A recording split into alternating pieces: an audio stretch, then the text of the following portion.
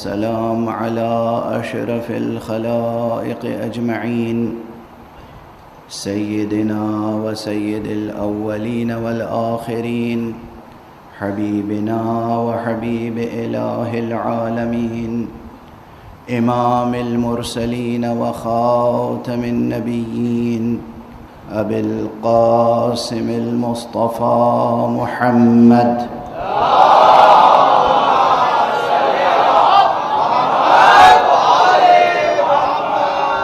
وعلى أهل بيته الطيبين الطاهرين الهداة المهديين المعصومين المظلومين واللعنة الدائمة على أعداء الحق والدين.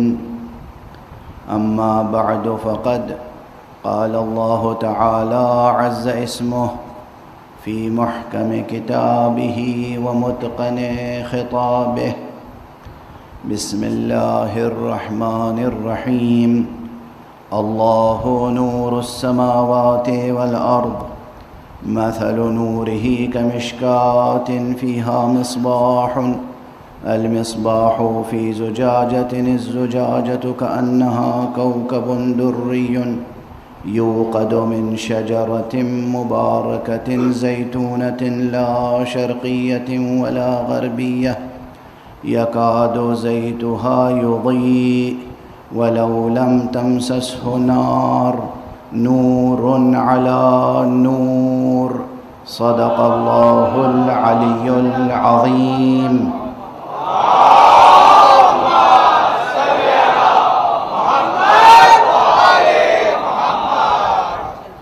ایک مرتبہ اور بلند تر صلوات پڑھنے میں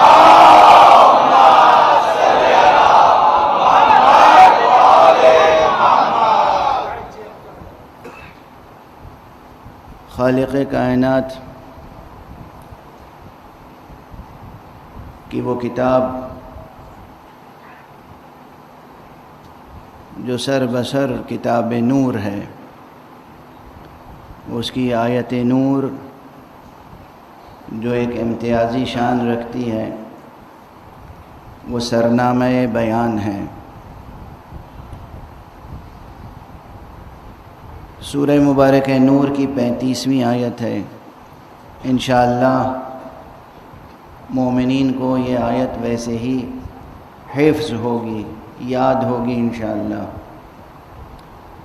اور اس کا جو ظاہری ترجمہ ہے اس سے بھی بہت سے حضرات واقف ہوں گے، اور اگر واقف نہیں ہیں تو اب یہ عہد کر لیں کہ واقف ہو جائیں گے۔ انشاءاللہ مطالعہ کریں گے، دیکھیں گے کہ لوگوں نے کیا ترجمہ کیا ہے اور کس کس طرح سے ترجمانیاں کی ہیں، اور پھر اس منبر سے جو یہ فقیر عرض کر رہا ہے اسے بھی پیش نظر رکھیں گے۔ ظاہری اعتبار سے الفاظ کا ترجمہ یہ ہے کہ اللہ نور السماوات والارض، اللہ ہے آسمانوں اور زمینوں کا نور۔ مثل نورہ کمشکات، اس کے نور کی مثال ایسی ہے کہ جیسے ایک چراغ دان میں، ایک طاق میں کوئی چراغ رکھا ہوا ہو، اس چراغ پر ایک نفیس فانوس ہو آب گینے کا، اور یعنی شیشے کا، صاف و شفاف و لطیف و نفیس، جو اس طرح چمک رہا ہو کہ جیسے موتی سے بنا ہوا کوئی فانوس ستارے کی طرح چمک رہا ہو۔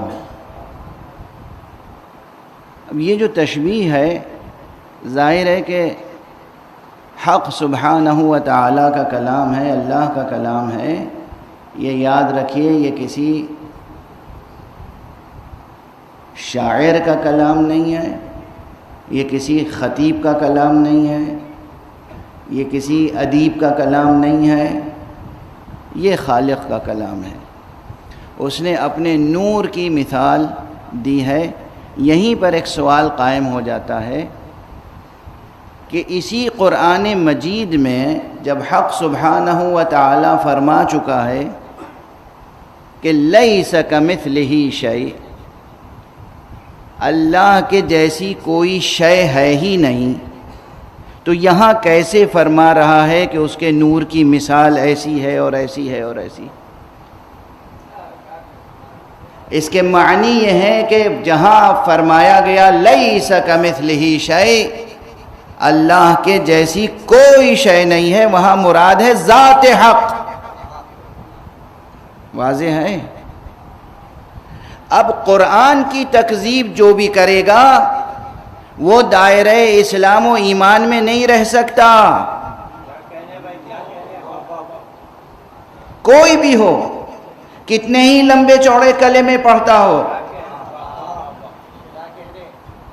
کسی بھی بزم میں جاتا ہو، کسی کا بھی نام لیتا ہو، اگر خود ذات حق سبحانہ و تعالی، اللہ سبحانہ و تعالی کی ذات کا مثل کسی کو بھی قرار دے گا وہ کافر ہوگا، مشرک ہوگا، مومن نہیں ہو سکتا۔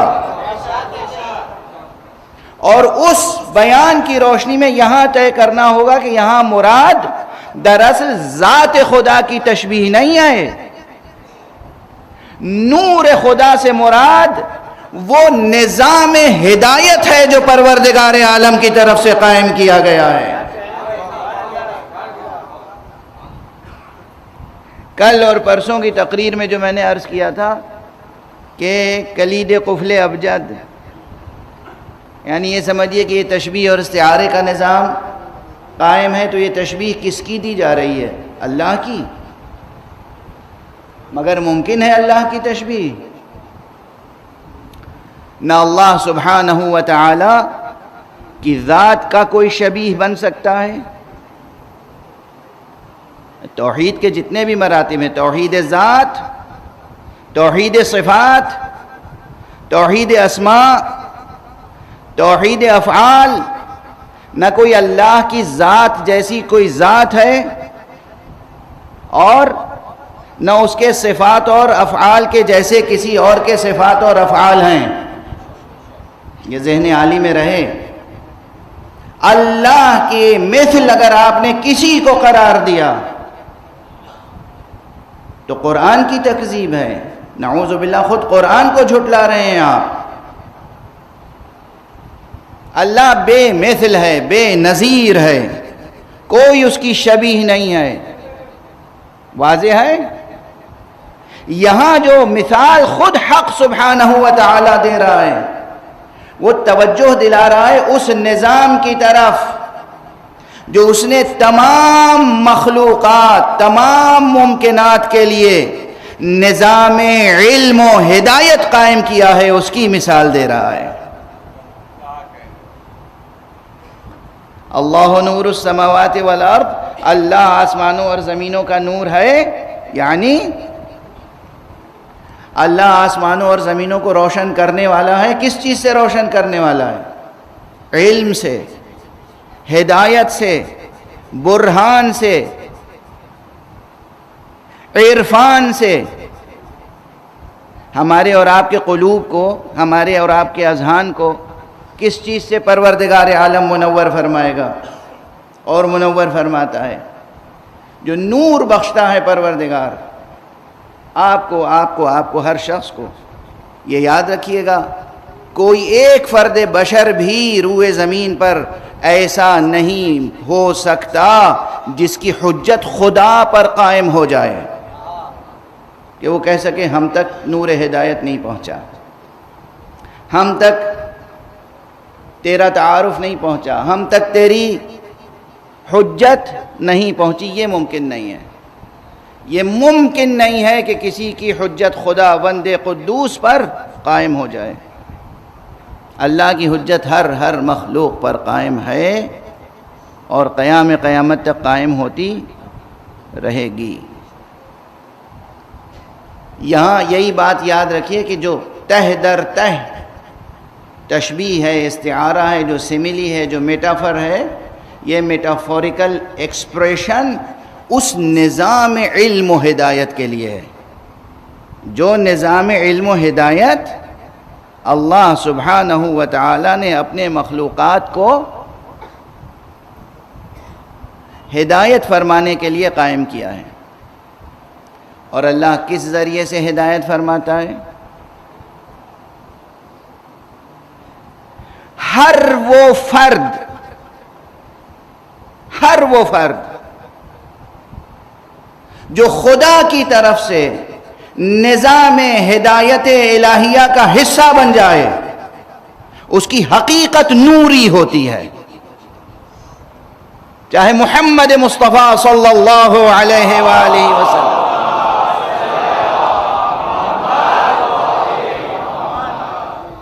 یا امیر المومنین علی ابن ابی طالب علیہ السلام،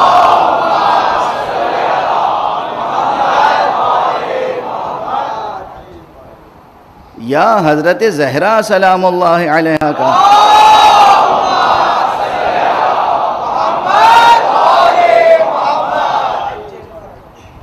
ہم صرف ایک نبی اور 12 امام کے قائل نہیں ہیں.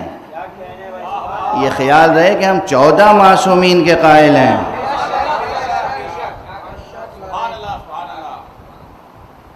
ہم صرف حضرت خاتم النبیین صلی اللہ علیہ وآلہ وسلم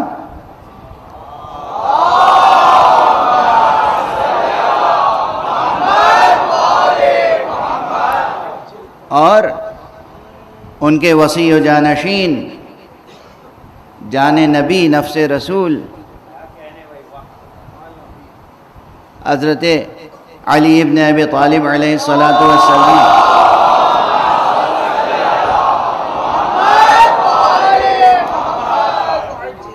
کی ذات گرامی سے لے کر اور ان کے دونوں فرزند حضرت امام حسن مجتبی علیہ السلام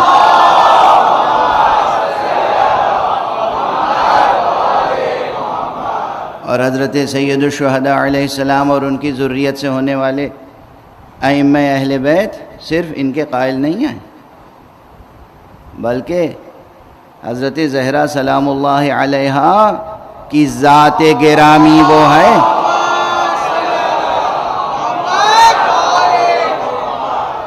میرا جی چاہتا ہے کہ ایک مرتبہ اور سب لوگ ہم آہنگ ہو کر مل کر ایک بلند صلوات پڑھیں.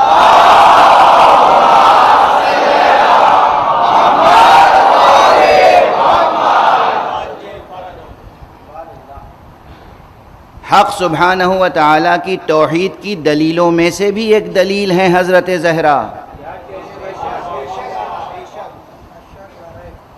جملہ یاد رہے گا جوں کا توں.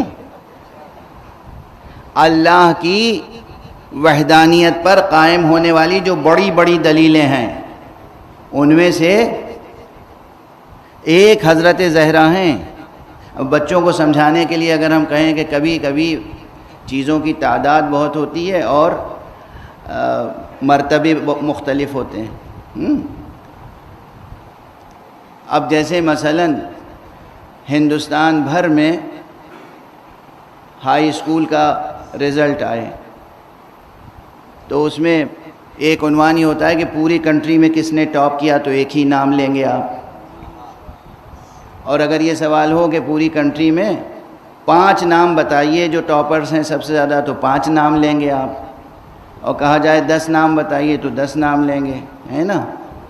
اللہ سبحانہ و تعالی کی وحدانیت پر، اس کے وجود پر اور اس کی وحدانیت پر میں روز عرض کر رہا ہوں کہ ذرہ ذرہ اور لمحہ لمحہ گواہ ہے، دلیل ہے.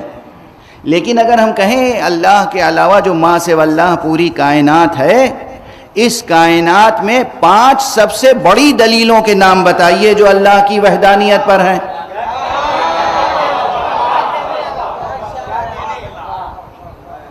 اللہ کی وحدانیت پر ہر ذرہ گواہ ہے، اللہ کی وحدانیت پر ہر لمحہ گواہ ہے، اللہ کی وحدانیت پر اس کی ہر مخلوق گواہ ہے. اپنی زبان حال سے ہر ذرہ کلمہ لا الہ الا اللہ پڑھتا ہے. قرآن میں آیت موجود ہے کہ ہر ذرہ ہر شے اس کی تسبیح کرتی ہے، اس کی تحمید کرتی ہے. قرآن مجید کی صاف و صریح آیت ہے. اور فرما رہے ہیں آپ لیکن اگر میں یہ پوچھوں کہ اس پوری کائنات میں 5 سب سے بڑی دلیلیں بتائیے کہ جو اللہ کی وحدانیت پر دلیلیں ہوں، 5 بڑی دلیلیں، تو کون سے نام لیں گے آپ؟ کیا آپ کو بتانا پڑے گا؟ کہاں سے یہ فہرست ملے گی؟ کہیں سے نہیں ملے گی۔ جہاں توحید اور شرک، توحید اور تثلیث کا ٹکراؤ ہوا ہو، وہاں جو تثلیث کے مقابلے میں توحید پیش کرنے گئے ہوں اور جن کے چہرے دیکھ کر تثلیث والے شکست قبول کرنے پر مجبور ہو گئے ہوں، وہ 5 نام یاد رکھیے گا۔ یعنی مباہلے میں جو گئے تھے، خدا کی قسم پوری کائنات میں وحدانیت خدا پر 5 سب سے بڑی دلیلوں کے نام ہیں: محمد، علی، فاطمہ، حسن اور حسین۔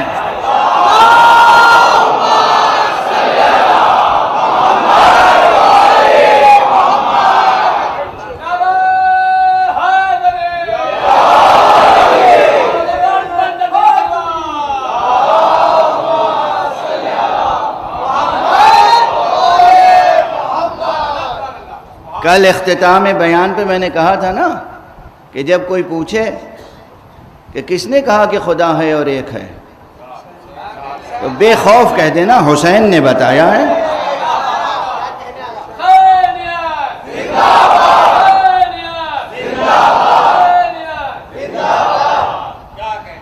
اب اگر اور پوچھے اور کون، یہ یاد رکھیے، ابھی ایک جملہ عرض کروں گا، اور وہ جملہ بہت مجھ جیسے طالب علم کے لیے تو بہت قیمتی جملہ ہے۔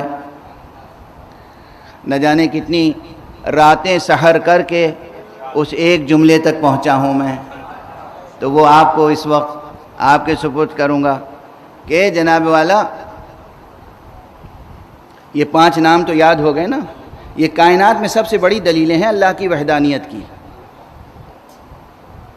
اللہ کے ہونے اور اللہ کے ایک ہونے کی، اللہ کے ہونے اور اس کے ایک ہونے کی۔ اس پوری کائنات میں سب سے بڑی 5 دلیلیں وہی ہیں جنہیں ہم پنجتن پاک کہتے ہیں۔ یہ وہی شخصیتیں ہیں، وہی ہستیاں ہیں کہ جو مباہلے میں گئی تھیں۔ کس لیے گئی تھیں؟ کس لیے یہ شخصیتیں گئی تھیں مباہلے میں؟ ایشو کیا تھا؟ مسئلہ کیا تھا؟ قضیہ کیا تھا؟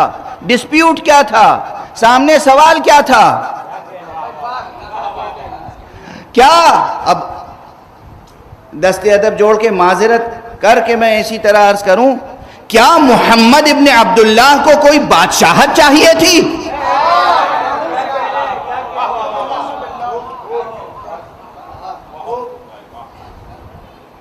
کیا علی ابن ابی طالب کو کوئی لشکر تیار کرنا تھا؟ کیا انہیں اپنے لیے دنیا میں کچھ خزانہ، کچھ جائیدادیں یا کوئی مملکت قائم کرنی تھی؟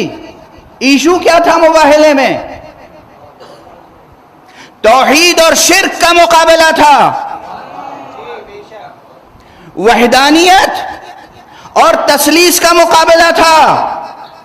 اگر اس دن وحدانیت کو فتح حاصل ہوئی تو تمام فرزندان توحید کو اس دن عید مباہلہ منانا چاہیے۔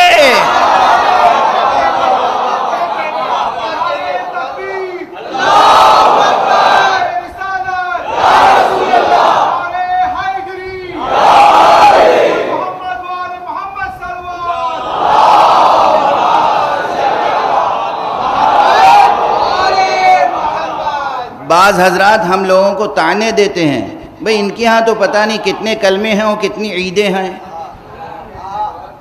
وہ لوگ تو بس 2 عیدیں جانتے ہیں، ایک عید فطر جس پہ فطرہ ملتا ہے،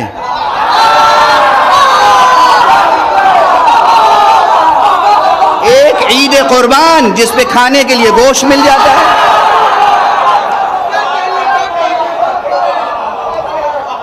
بھائی یہ دونوں عیدیں ہیں، یہ دونوں مسلمانوں کی عیدیں ہیں.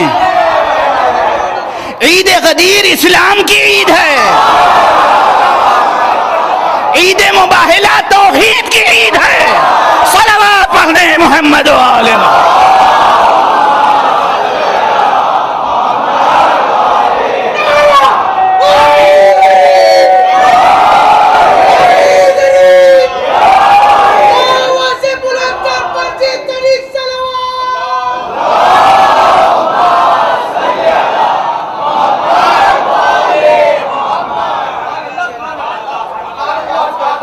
ہم اور کون سی عید مناتے ہیں؟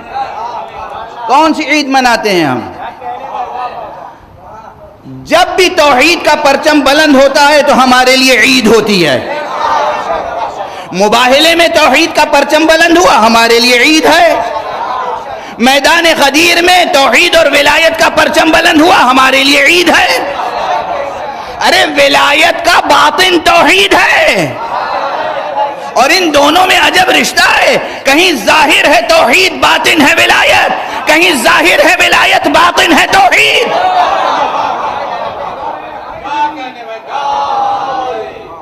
سمجھنے کی کوشش کریں.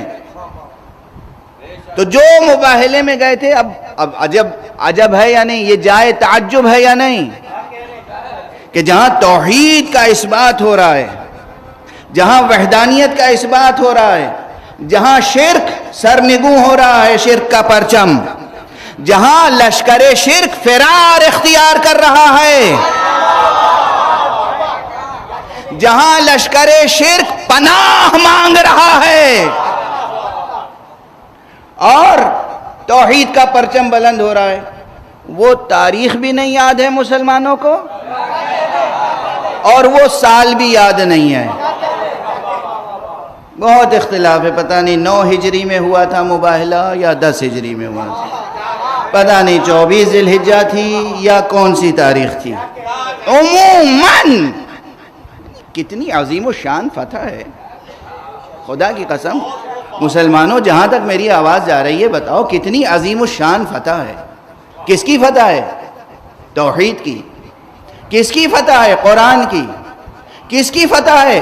پیغمبر خاتم النبیین امام المرسلین محمد مصطفیٰ صلی اللہ علیہ وسلم.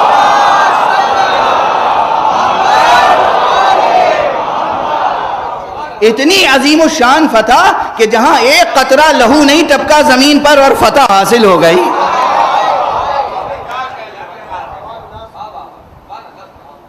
یعنی میدان معرکے کا سجا،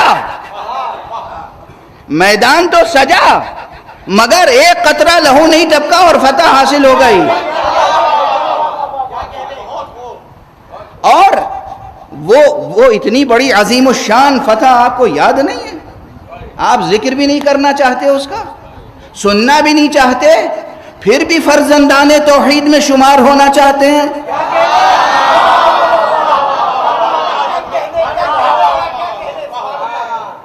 پھر بھی فرزندان توحید میں شمار ہونا چاہتے ہیں. بہرحال تو یہ یاد رکھیے گا، بہت سے حضرات کو یہ لفظ اچھا نہیں لگتا. پنجتن یہ کیا تصور ہے، کیا کانسیپٹ ہے پنجتن کا کانسیپٹ؟ سبحان اللہ. آپ جتنے عدد بنا لیجئے وہ سیلیبریٹ کر لیجئے، اور ہم وہ عدد جو قرآن مجید نے روشناس کیا ہے. مجھ سے ایک صاحب نے پوچھا تھا، یہ درمیان میں بات آ گئی تو عرض کرتا ہوا آگے بڑھ رہا ہوں. مجھ سے پوچھا تھا کہ یہ بتائیے کہ پنجتن پاک کا تصور جو ہے، یہ کانسیپٹ، یہ ایک سوشل کانسیپٹ ہے، مسلمانوں کے ایک گروہ نے یہ کانسیپٹ ڈیولپ کر لیا ہے. میں نے کہا جناب یہ ایک سوشل کانسیپٹ نہیں ہے. جب تک قرآن مجید میں 2 آیتیں موجود ہیں، آیت تطہیر اور آیت مباہلہ، اس وقت تک پنجتن کا تصور نہ رد کر سکتے ہیں، نہ اس ناموں کو تبدیل کر سکتے ہیں، نہ اس فہرست کو نہیں بدل سکتے، ان ناموں کی ترتیب کو نہیں بدل سکتے، ان ناموں کی ترتیب کو نہیں بدل سکتے. تو بہرحال یہ 5 ہستیاں وہ ہیں کہ جو سب سے بڑی دلیلیں ہیں کس پر؟ خدا کے ہونے اور اس کے ایک ہونے پر. ٹھیک ہے نا؟ جو خود اس کے ایک ہونے پہ دلیلیں ہیں انہی کا نام لے کر ان کو اس کا شریک بنانے کی کوشش نہ کیجیے. ایک صلوات پڑھ دیجئے محمد وآلہ.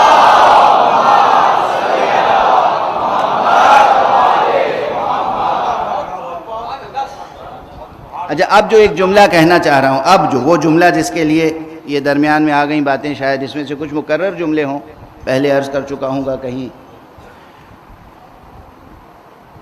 ان 5 دلیلوں پر یا دلیل حضرت امام حسین علیہ السلام پر میں کس لیے اس قدر تاکید کر رہا ہوں؟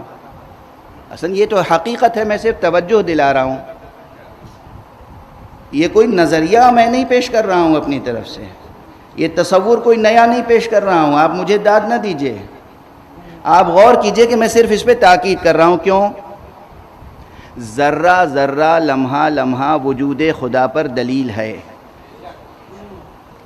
شعر بھی مشہور شعر تھا، سنا چکا، اور اس مضمون کے نہ جانے کتنے شعر ہر زبان میں ہیں کہ وفی کل شیء لہ آیۃ تدل علی انہ واحد. ہر شے میں ایک نہ ایک نشانی اللہ کی موجود ہے جو یہ دلالت کرتی ہے، جو یہ رہنمائی کرتی ہے کہ وہ ایک ہے ہر شے میں. اچھا، ویدانت کیا ہے؟ ویداز میں جو اللہ کی ایکتا کا تصور ہے وہ کیا ہے؟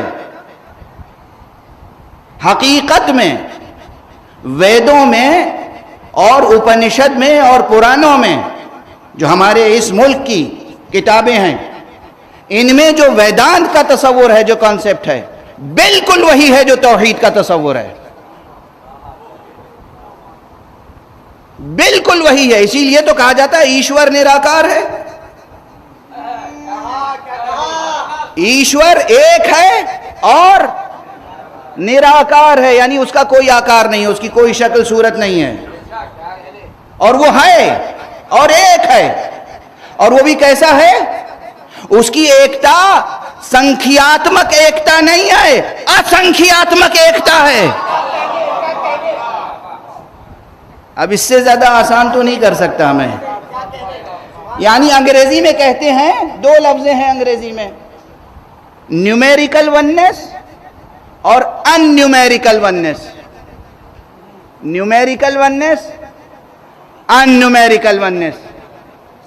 فارسی اور اردو میں ہم لوگ کہتے ہیں وحدت عددی یا وحدت غیر عددی.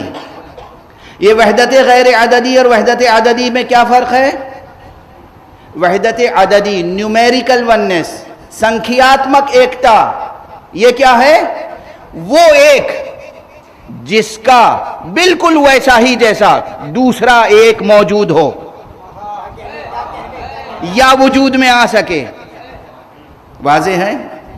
وہ ایک کہ بالکل ویسا ہی دوسرا بھی ایک یا ایک سے زیادہ وجود میں آ سکے، تو ایک کے بعد ایک مل کے 2 ہو جائیں گے، 3 ہو جائیں گے، 4 ہو جائیں گے. عدد بڑھتا چلا جائے گا، تعداد بڑھتی چلی جائے گی. آپ انسان ہیں، بالکل آپ ہی کی طرح کا ایک اور انسان یہ برابر میں بیٹھا ہوا ہے. آپ ایک ہیں، مگر آپ کی وننس کون سی ہے؟ سنکھیاتمک ایکتا. کیوں سنکھیاتمک ہے؟ چونکہ یہ دوسرا شخص جو برابر میں، یہ اور یہ مل کے 2 ہو جائیں گے. یہ سمپل ارتھمیٹک سمجھ میں آ رہی ہے؟ اسنکھیاتمک ایکتا کیا ہے؟ وہ ایک.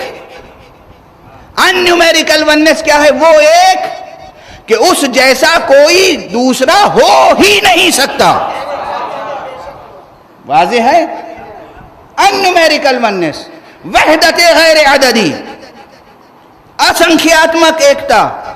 تو یہ وہ توحید ہے جو خود پران میں موجود ہے، جو خود اپنشد میں موجود ہے، جو خود ویداز میں موجود ہے، اور وہی ایکتا کا تصور قرآن میں موجود ہے.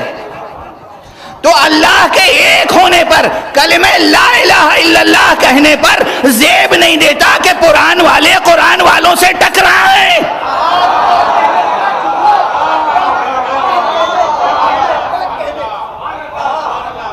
زیب نہیں دیتا.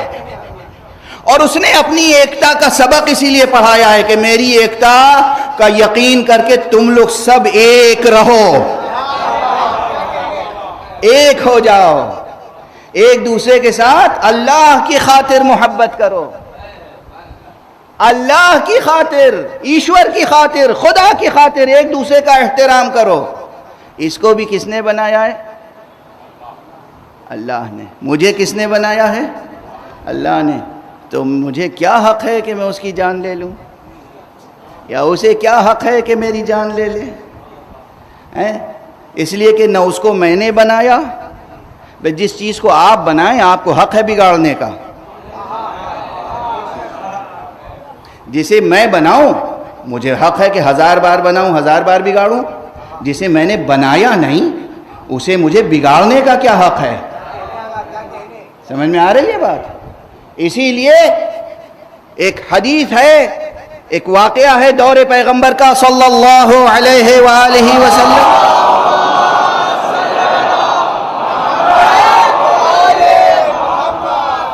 اسے عرض کرتا ہوا آگے بڑھ جاؤں، کوئی شخص آیا، پکڑ کے لایا گیا اور حضور کے سامنے پیش کیا گیا۔ کہا کیا ہے اس کا جرم؟ کہا اس نے بے خطا بے قصور غیر قانونی طور پر، غیر شرعی طور پر ایک شخص کو قتل کر دیا۔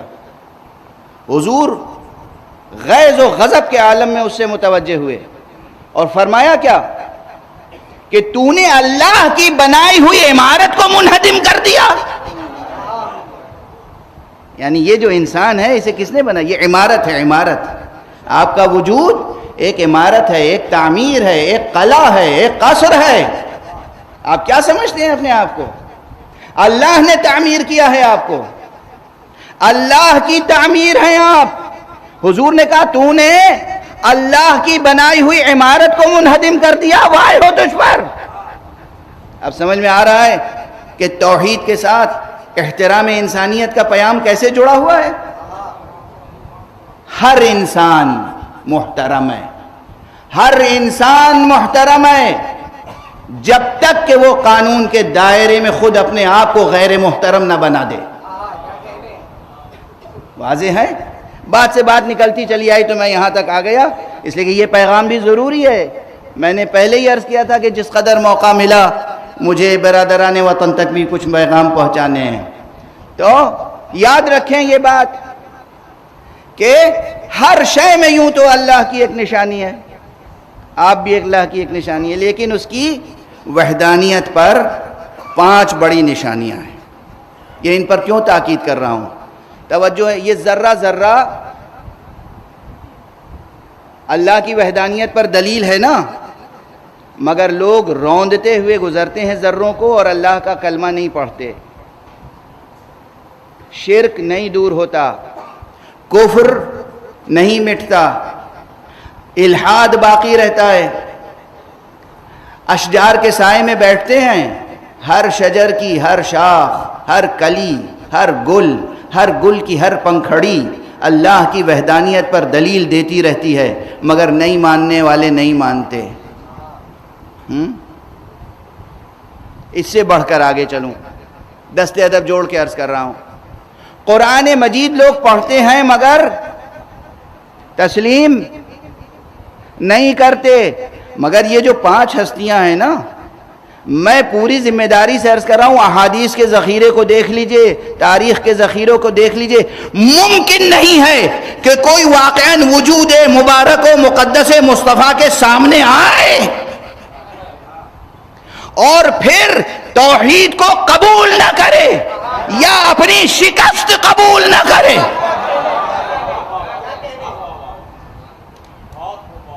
یا توحید قبول کرے گا یا اپنی شکست، دونوں لفظ یاد رکھیے گا۔ اسی طرح مولا کائنات امیر المومنین علی ابن ابی طالب علیہ السلام،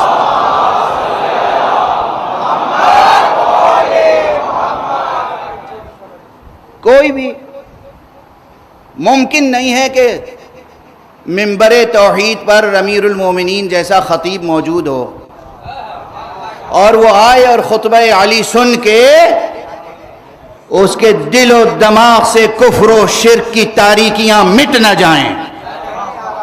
یا وہ نور توحید سے منور ہوگا یا اپنی شکست تسلیم کرے گا.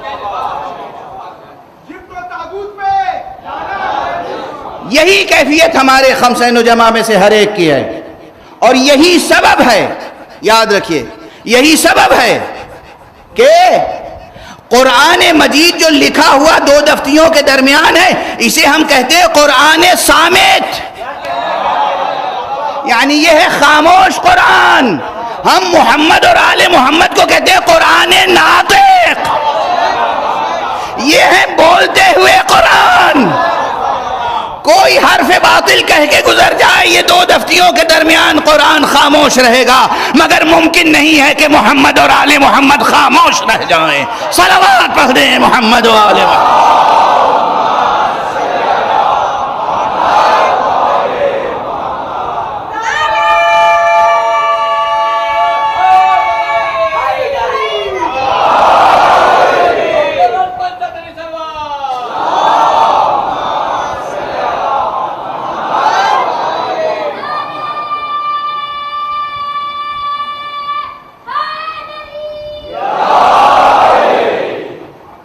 یہ وہ خاص طور چہاردہ معصومین، اور ان چہاردہ معصومین میں سے یہ پنجتن پاک، یہ وہ خاص ہستیاں ہیں پوری کائنات میں، ازل سے ابد تک، پوری کائنات میں، پورے عرصہ دہر میں. ان سے بڑی کوئی دلیل اللہ کے ہونے اور اس کے ایک ہونے کی نہیں ہے. تو پھر آپ کو زیب نہیں دیتا کہ انہی کا نام لے کر مشرکانہ باتیں کریں. بات کو ذرا ایک قدم اور آگے بڑھاؤں، اور وہ یہ کہ یہ توحید پر جو اتنا زور ہے، کلمے پر اتنا زور ہے، کس لیے؟ کل بات آ گئی تھی، بلکہ پہلے بھی آئی تھی. اب اس کو ہم آپ اپنی عملی زندگی سے جوڑ لیں، اپنی ایموشن سے، اپنے ایمبیشن سے، اپنی آرزوئیں، تمنائیں ہیں تو سب میں ہزاروں چیزوں کی تمنائیں ہوں گی. اب میں کیا وہ گھسا پٹا مصرع غالب کا دہراؤں؟ ایک ایک تمنا اور ایک ایک آرزو پر جان دینے کے لیے ہر شخص تیار ہے، مگر جتنی چیزوں کی آپ کو تمنا ہے، آرزو ہے، خواہش ہے یا ہوس ہے، حرص ہے، جو بھی ہے، اس میں سب سے بڑی دو چیزیں کیا ہیں؟ سب سے بڑی دو چیزیں، سب سے بڑی دو چیزیں آپ سوچئے گا. میں سوچا سمجھا جملہ سنا دیتا ہوں آپ کو. دو چیزیں ہیں. ایک تو اگر واقعی انسان ہے، اگر انسانیت کے درجے سے گر نہیں گیا ہے، اگر انسان ہے، انسانیت کے درجے سے گر نہیں گیا ہے، تو اسے دو چیزیں سب سے زیادہ عزیز ہوتی ہیں. عزیز، دل سے عزیز، اسی کی خواہش ہوتی ہے. سب سے پہلی چیز ہے عزت. صحیح عرض کر رہا ہوں؟ سب سے زیادہ انسان کو کیا چاہیے؟ عزت، آبرو، غرور نہیں، تکبر نہیں، جاہ و جلال نہیں، مگر عزت چاہیے. یہ عزت وہ ہے جو ہر ایک کو چاہیے. باپ یہ چاہتا ہے کہ اس کی عزت اس کے بچوں کی نگاہوں میں نظر آئے، بچے بھی یہ چاہتے ہیں کہ بچوں کی عزت باپ کی نگاہوں میں نظر آئے. سمجھ رہے ہیں آپ؟ اپنے بچوں کو حقیر نگاہ سے نہیں دیکھنا چاہیے. گناہ ہے، گناہ ہے، گناہ. رسول پاک نے فرمایا ہے اکرموا اولادکم، اپنے اولاد کا اکرام کرو، احترام کرو، عزت دو انہیں. اکرموا، اکرام کرو، عزت کرو، بچوں کی عزت کرو. باپ پر لازم ہے کہ اپنے بچے کی عزت کرے. باپ ہی عزت نہیں کرے گا تو عزت کا شعور بچے میں پیدا کیسے ہوگا؟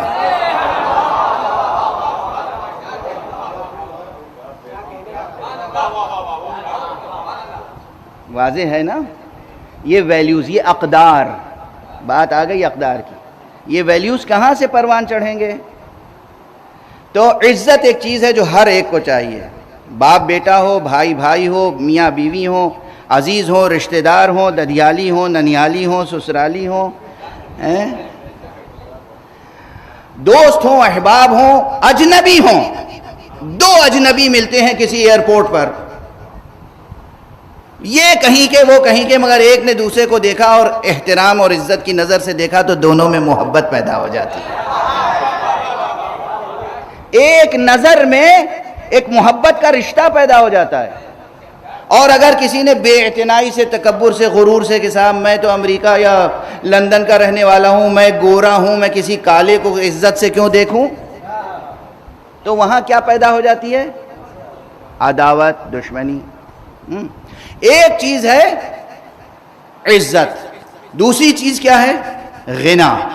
غنا یعنی ہر شخص اپنے کو دوسرے کا محتاج نہیں دیکھنا چاہتا۔ غنی یعنی دوسرے کے سامنے دست سوال دراز نہ کریں، دوسرے کے محتاج نہ ہوں۔ دراصل یہ دونوں چیزیں ایک دوسرے سے جڑی ہوئی ہیں، عزت اور غنا۔ اگر انسان میں غنا نہیں ہوگا، استغنا نہیں ہوگا، غنی نہیں ہوگا، تو وہ کسی نہ کسی کے سامنے دست سوال دراز کرے گا، اور جب دست سوال دراز کرے گا تو اپنی آبرو کھو بیٹھے گا۔ تو دو چیزیں سب سے زیادہ اہم ہیں، عزت اور غنا۔ عزت اور غنا، پوری انسانیت میں دو چیزیں سب کو چاہیے، عزت، آبرو اور غنا۔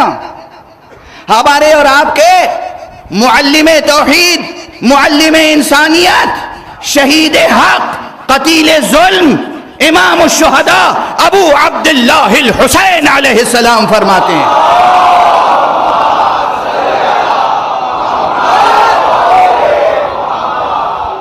کیا فرماتے ہیں؟ فرماتے ہیں کہ ان العز والغنا خرجا یجولان۔ عزت، اب تمثیلی انداز میں تعلیم کا یہی طریقہ ہوتا ہے کہ عزت اور غنا یہ دونوں نکلے اور اپنی منزل کو تلاش کرتے ہوئے آگے بڑھے۔ یعنی عزت خود نکلی، غنا خود نکلا ہے، یہ غنا کی صفت خود نکلی اپنی منزل کو تلاش کرنے کے لیے۔ ان العز والغنا خرجا یجولان، یہ دونوں نکلے تو پھر کیا ہوا؟ لقیا التوکل، جب ان کی ملاقات توکل سے ہوئی، استوطنا، ان دونوں نے اسی کو اپنا وطن بنا لیا۔ یعنی جہاں خدا پر توکل ہوگا وہاں عزت بھی محفوظ رہے گی، وہاں غنا بھی موجود ہوگی۔ اگر خدا پر توکل نہیں ہوگا، خدا پر توکل نہیں ہوگا، اگر اس ایک بنانے والے پر بھروسہ نہیں ہوگا، نہ انسان کی عزت محفوظ رہے گی اور نہ اس کی بے نیازی محفوظ رہے گی۔ ایک صلوات پڑھ دیں محمد و آل محمد۔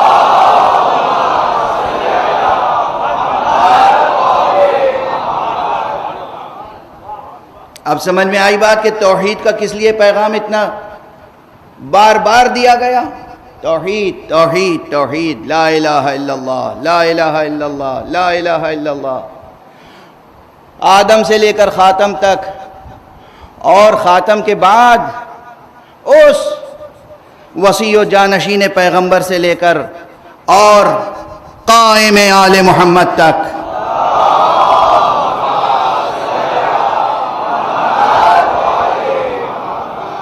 یہ سب کے سب اللہ والے، اللہ کی طرف بلانے والے، یہ جو سب کے سب نظام نورانی الہیہ کا حصہ ہیں، جو اللہ کی ہدایت کے نظام کا حصہ ہیں، یہ سب کے سب سب سے زیادہ کس بات پہ زور دیتے آئے؟ خدا، توحید، توحید، توحید، خدا، خدا، خدا۔ کس لیے؟ تاکہ خدا کی عزت محفوظ رہے، تاکہ خدا کا خزانہ بھر جائے، تاکہ آپ میں سے ہر ایک کی عزت محفوظ رہے۔ اللہ اپنے بنائے ہوئے کسی بندے کو یہ اجازت نہیں دیتا کہ وہ اپنی عزت گنوا دے۔ یہ بھی حدیث ہے، حدیث قدسی اور حدیث مسند ہے، حدیث مرفوع ہے کہ پیغمبر نے فرمایا کہ اللہ سبحانہ و تعالیٰ نے اپنے مومن بندوں کو ہر چیز کی اجازت دی ہے مگر کسی کے سامنے ذلیل ہونے کی اجازت نہیں دی۔ اللہ نے اپنے مومن بندوں کو ہر چیز کی اجازت دی ہے مگر کسی کے سامنے ذلیل ہونے کی اجازت نہیں دی۔ تو جینا ہو تو عزت سے جیو، جینا ہو تو بے نیازی سے جیو۔ عزت اور بے نیازی سے جینے کا ذریعہ کیا ہے؟ خدا پر توکل۔ خدا پر توکل سیکھنا ہو تو کہاں سے سیکھو گے؟ سوائے در معصومین کے اور کہیں یہ سبق مل نہیں سکتا۔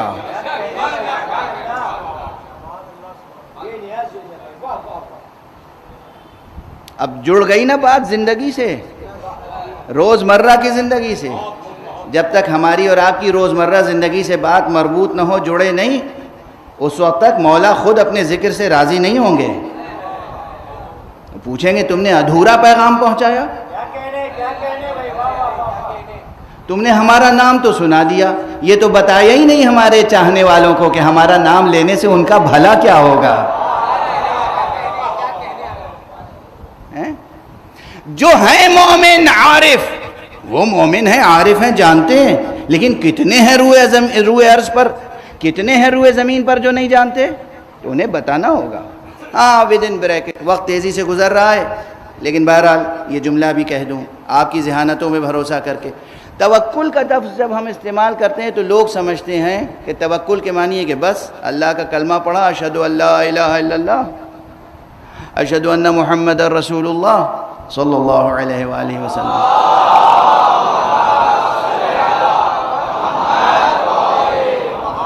اور بس اب ہو گیا۔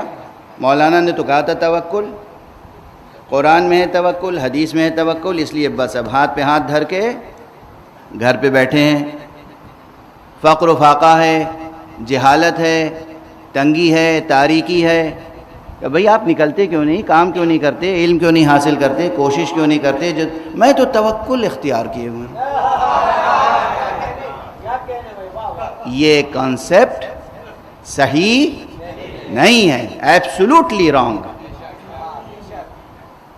اس تصور کو آپ کہہ سکتے ہیں ایبسولوٹلی ناٹ، ایبسولوٹلی رانگ، بالکل نہیں۔ توکل کے یہ معنی نہیں ہے۔ توکل کے معنی ہے کہ اللہ سبحانہ و تعالی نے جتنی صلاحیتیں دی ہیں وہ سب صلاحیتیں استعمال کر کے بھروسہ اس پر کریں۔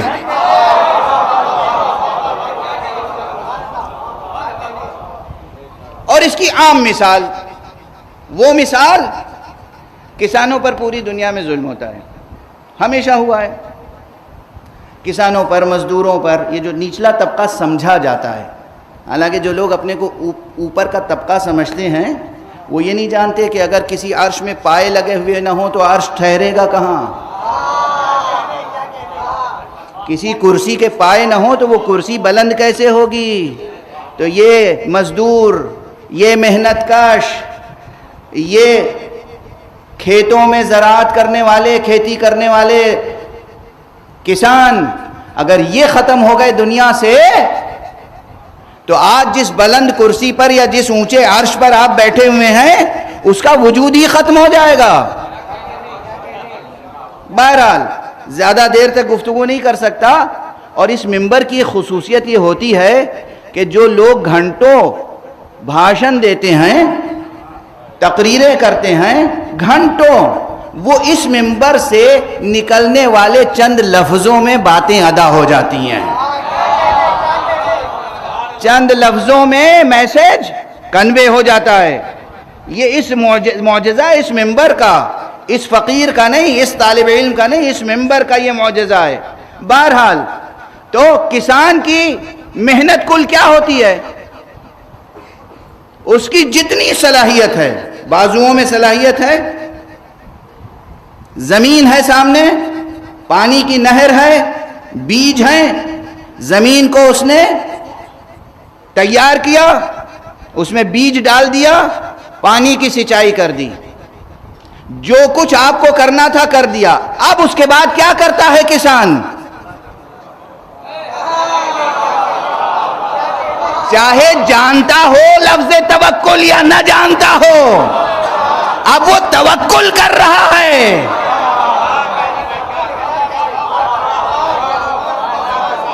زمین پہ ہل چلایا، جوتی بوئی زمین، دانے چھیٹ دیے، سچائی کر دی، اب اس کے بعد اس کے اختیار میں کیا ہے؟ کچھ نہیں، اب انتظار کرو، اس کی مرضی ہوگی تو کھیت لہلہائے گا،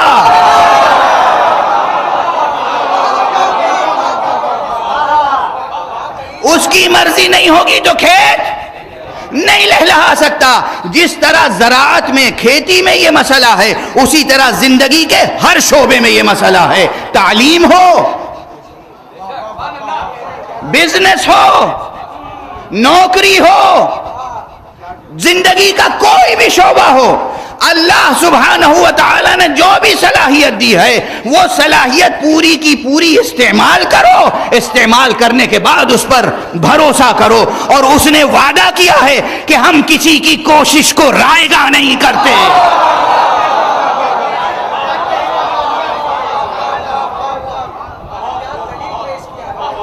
اس کا وعدہ ہے، ہم کبھی کسی کی کوشش کو رائیگاں نہیں کرتے، وعدہ ہے اس کا، کوئی بھی ہو۔ اور یہاں یاد رکھیے گا ایک جملہ، یہیں غرور اہل ایمان کا توڑ دیتا ہے خود خدا۔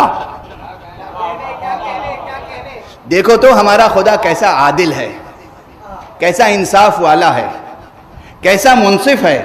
رب ہے نا، رب سب کا رب، خالی مسلمانوں کا تھوڑی ہے، کسی ایک سیکٹ کا تھوڑی ہے، کسی ایک نسل کا تھوڑی ہے، وہ تو اس پوری کائنات، پورے سنسار کا پالن ہار ہے نا۔ تو یہ نہیں کرتا کہ صاحب مسلمان اور مومن کوشش کرے گا تو اس کی کوشش برابر ہوگی، کوئی غیر مسلم کوشش کرے گا تو اس کی کوشش برابر نہیں ہوگی، نہیں، جو بھی کوشش کرے گا اللہ کسی کی کوشش برباد نہیں کرتا۔ یہ درس توحید لے کے جاؤ در حسین سے،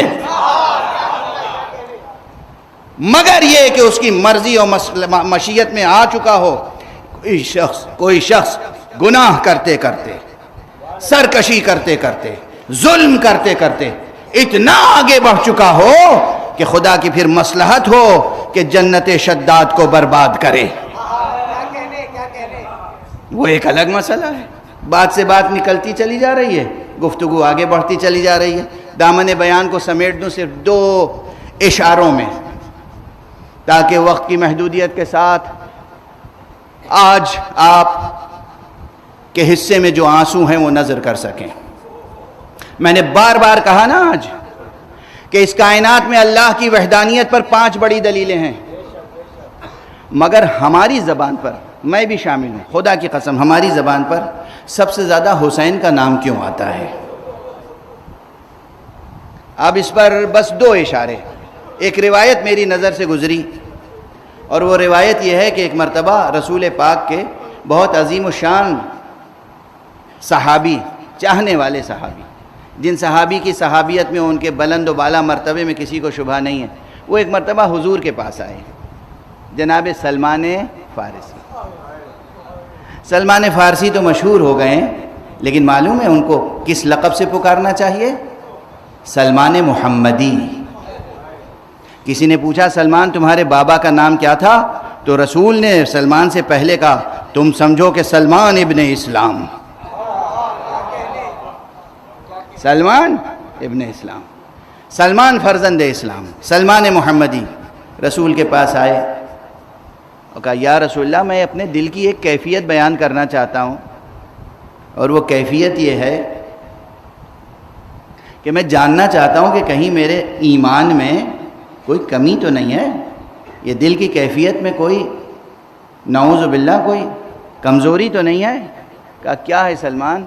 کہا دیکھیے آپ نے اللہ کا تعارف کرایا ہم کو، اللہ سے آپ نے پہچانوایا، اور کہا اللہ کی محبت رکھو، ہمارے دل میں اللہ کی محبت ہے سب سے زیادہ، اس کے بعد آپ کی محبت ہے یا رسول اللہ، اور اس کے بعد آپ کے نفس رسول آپ نے پہچانوایا علی کی محبت ہے، یا رسول اللہ آپ کی بیٹی زہرا کی محبت بھی ہے، آپ کے دونوں نواسوں کی محبت بھی ہے، مگر یا رسول اللہ میرے دل کی کیفیت یہ ہے کہ حسین کے لیے میرے دل میں کچھ زیادہ ہی گداز ہے، حسین کے لیے دل کی حالت بگڑ جاتی ہے، عجیب کیفیت ہوتی ہے۔ پیغمبر کی آنکھوں میں آنسو آ گئے اور فرمایا سلمان یہ تو تمہارے ایمان کے کمال کی نشانی ہے، یہ تمہارے ایمان کے کمال کی نشانی ہے، یہ کوئی کمزوری نہیں ہے، یہ ہیں حسین، یہ ہیں حسین۔ اور اب بس یہ جناب سلمان فارسی کی کیفیت تھی جو صحابی پیغمبر تھے، یہ پیغمبر کے بزرگ صحابی تھے، سن و سال کے اعتبار سے بھی بزرگ صحابی تھے۔ اس زمانے میں پیغمبر کا ایک ننھا سا صحابی تھا، پیغمبر کا ننھا سا صحابی، نوخیز نوجوان، وہ بھی اس کی عجیب ادا تھی، رسول کو دیکھتا تھا، سب کو دیکھتا تھا، اپنے بابا کے ساتھ آتا تھا مسجد میں، گھر جاتا تھا، مگر جب آقا حسین کو دیکھتا تھا تو آقا حسین کے پاؤں کے نیچے سے مٹی اٹھا اٹھا کے سر پہ ڈالتا تھا۔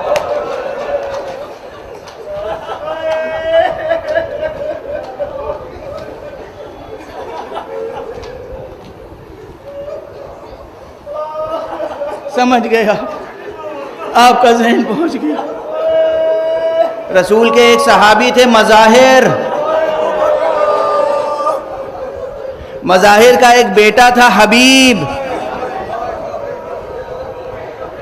حبیب کی عادت تھی کہ حسین کے پیچھے پیچھے چلتے تھے، اور حسین جب قدم اٹھاتے تھے تو حسین کے قدموں کے نیچے کی خاک اٹھا کے سر پہ رکھتے تھے، کبھی پیشانی پہ مل لیتے تھے، سونگھتے تھے جیسے کوئی خوشبو محسوس کر رہے ہوں۔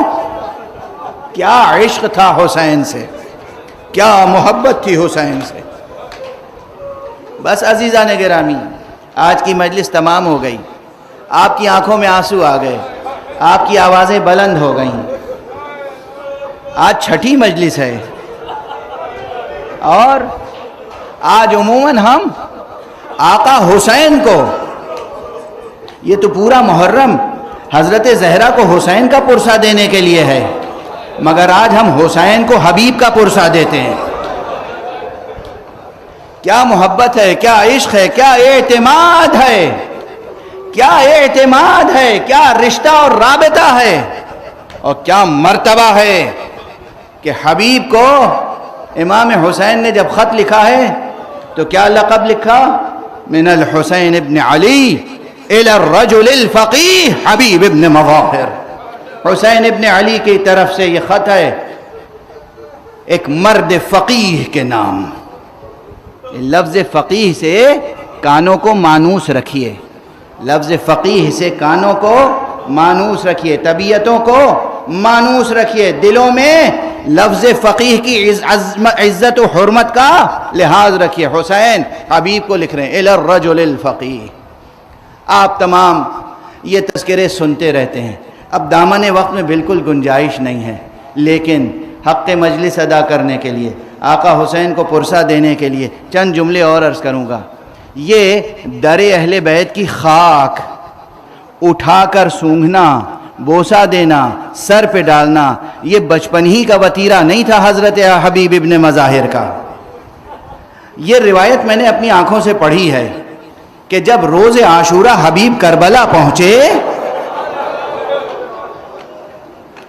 تو پہلے تو آقا حسین نے حضرت عباس سے، حضرت علی اکبر سے کہا جاؤ بڑھو میرا حبیب آ رہا ہے، ذرا استقبال کرو۔ حبیب پہنچ گئے آقا کی خدمت میں، ابھی بیٹھے ہی تھے، ابھی عرض ادب کیا ہی تھا، ابھی دست بوسی ہوئی تھی کہ ایک مرتبہ ایک کنیز خیمے سے نکل کے آئی اور کہا حبیب تمہیں زینب نے سلام۔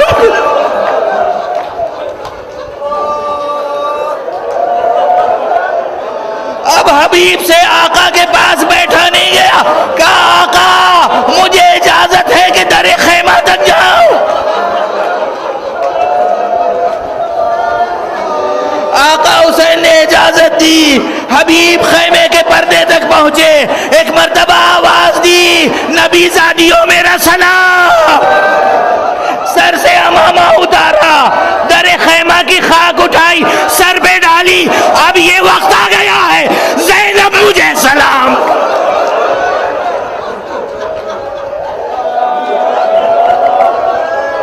اجرکم علی اللہ،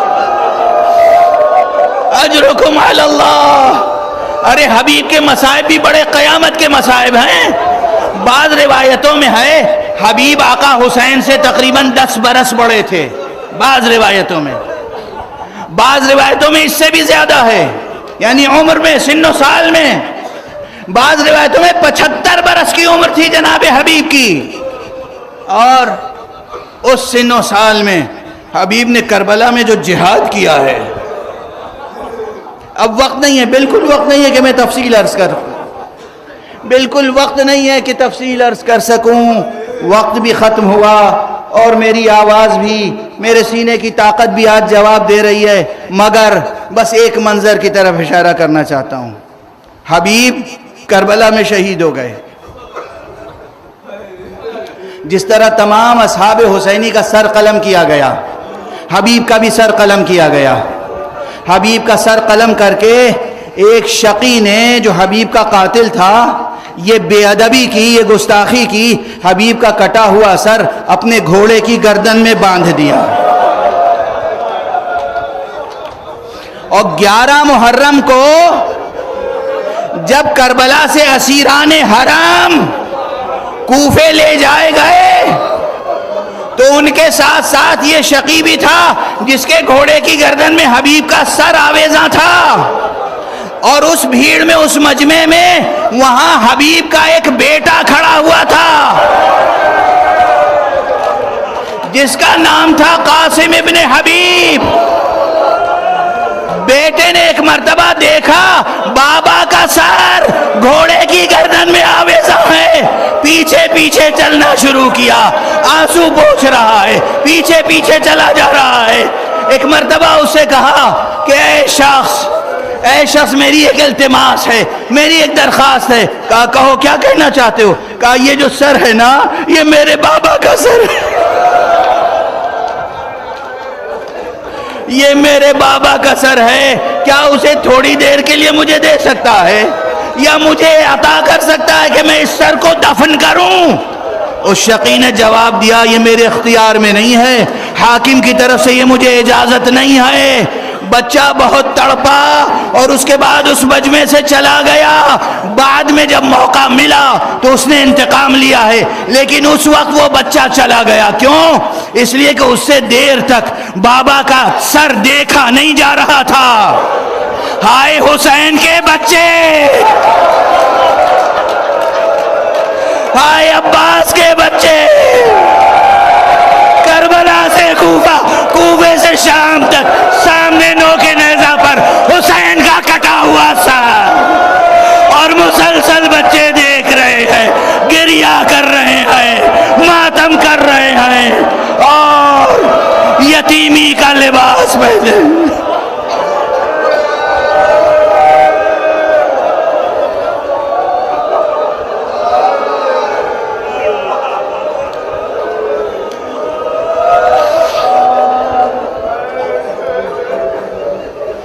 اِنَّا لِلَّهِ وَإِنَّا إِلَيْهِ رَاجِعُونَ رِضًا بِقَضَائِهِ وَتَسْلِيمًا لِأَمْرِهِ۔ پروردگار ہمیں علوم قرآن اور معارف اہل بیت سے آشنا فرما۔ معبود پروردگار ملت اسلامیہ کو تہذیب محمد و آل محمد کے سانچے میں ڈھال دے۔ پروردگار معبود پوری انسانیت میں امن اور عافیت کی نعمتیں عطا فرما۔ جہاں جہاں بھی انسان بے چینیوں کا شکار ہے، انسان بے امنیوں کا شکار ہیں، انسان جہالت اور غربت کا شکار ہیں، پروردگار غربت کو دور کر، جہالت کو دور کر، علم، صحت، عافیت عطا فرما۔ پروردگار ہمارے سروں پر ذمہ دار رہبر کا سایہ برقرار رکھ۔ پروردگار حضرت آیت اللہ العظمیٰ سید علی خامنئی کا سایہ برقرار رکھ۔ ان کو اپنی تائیدات الہیہ کے سائے میں رکھ۔ پروردگار حضرت آیت اللہ العظمیٰ سید سیستانی کا سایہ ہمارے سروں پر برقرار رہے اور مرجعیت رشیدہ اپنی خدمت انجام دیتی رہے۔ پروردگار حضرت ولی عصر کو اذن ظہور عطا فرما اور ان کے ہاتھوں سے اپنی رحمت و رافت و عدالت کا پرچم لہرا دے۔